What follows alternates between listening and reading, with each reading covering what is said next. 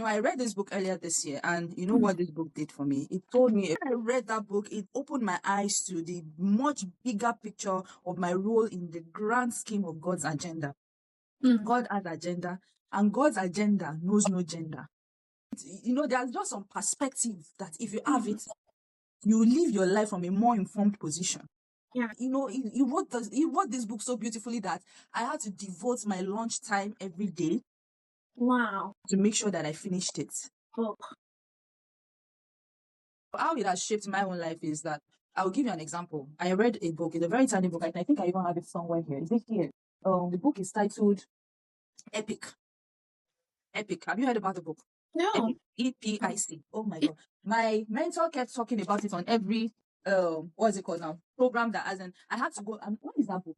It's a very, very tiny book, and it's quite funny that it is hiding right now. Oh, okay, I've seen it. Good. It's so tiny, I almost couldn't say it. Epic. John Eldredge. Whatever you do in this life, after finding the equilibrium, get this book. So what I was saying is that, I read this book earlier this year, and you know what this book did for me? It told me, it's a story that you and I have heard before.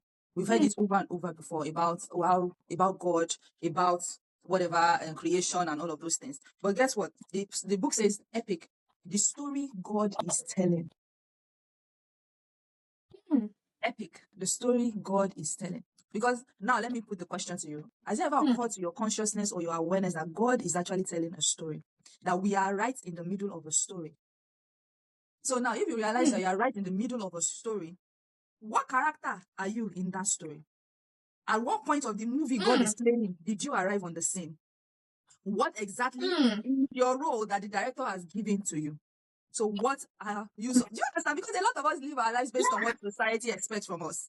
A lot of us are living life on road. We are living life on old programming, on what worked for our parents, on what worked for generations beyond. Well, what is your own assignment? Because now I'm actually holding your consciousness and your awareness by the jugular, and I'm shaking you and waking you up. You are right in the midst of a story, and my question to you is, what role are you here to play? Because you are part of the actors. So when I read that book, it opened my eyes to the much bigger picture of my role in the grand scheme of God's agenda. God has agenda, and God's agenda knows no gender. Do you get? So, ladies and gentlemen, for whatever it's worth, you're listening to us right now, you need, there's just some perspective that if you have it, you live your life from a more informed position. Yeah. You will not just do like everybody else, because once you know, and the way I now describe it is that, okay, this guy, John Eldredge, I said, oh, God is telling a story. And, he wrote this book so beautifully that I had to devote my lunch time every day. Wow. To make sure that I finished it. It's that good. Do you get what I'm saying? So every time I was eating lunch, when I was reading it, I held the book reading it. So you just need to find a way around it. Do you get? But I made sure that I finish it. And he was like, look, every great movie has, a storyline. Yeah. Every blockbuster in the cinema has a storyline.